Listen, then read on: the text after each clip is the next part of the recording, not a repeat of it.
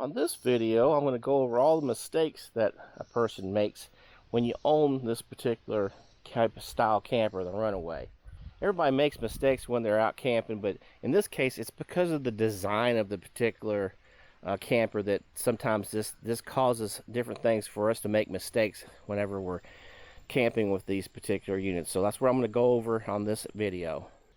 One of the mistakes that everybody makes that they have these units is they have this air conditioner in the front, and they've had a different type of protection. They've had a bag that goes over the front of it, but what the problem is it builds up water inside of here, and if you're leaning forward, most of that water runs out whenever you're coming home. And if you notice where I'm storing it here, the mistake that a lot of people make is that they store this, and in my case it's leaning backwards, and eventually that water runs down the wall on the inside, and it causes mold problems. And water, anytime you introduce water inside the cabin, is not a good thing. So that's one thing you really want to make sure that you have a way of taking care of any water that comes back in there as you're driving, and make sure that if you can store it where that's down, you should do that. I don't have the luxury of doing that where I'm storing it at.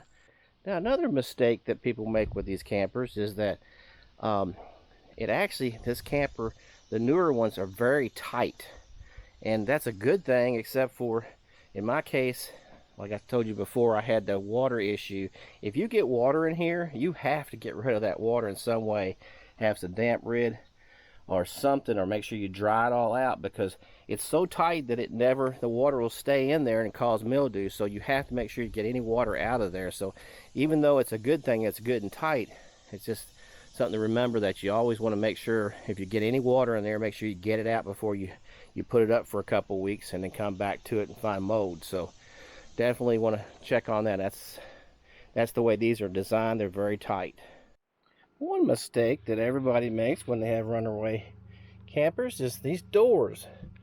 Get these doors and you just sling them open a little bit like that, and boom, it hits. That's a mistake, and I guess some people could put something here, needs to have a catch or something, but that's just something that just, when you first get these, it seems like it always happens.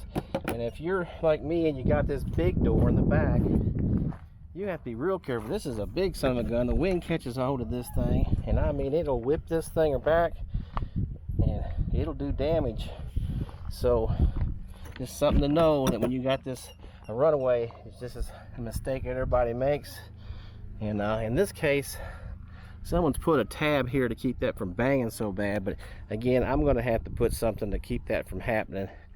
And that just seems like be a mistake that everybody makes that has these. And there's some way we're going to have to fix that in the future, I guess. One mistake that people make is they have this jack in the front, and after a few miles it actually jacks down and you have to crank it back up.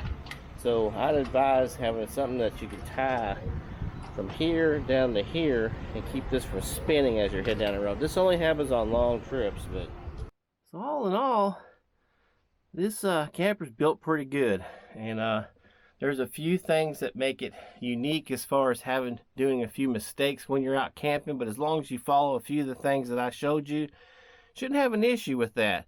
And if you have any other things that you notice that's peculiar with this particular brand that you have to make sure you're doing something for to make sure you don't make a mistake, leave that in the comments. And that's about all I have for this video. And we'll talk to you again on another one of these RV shorts.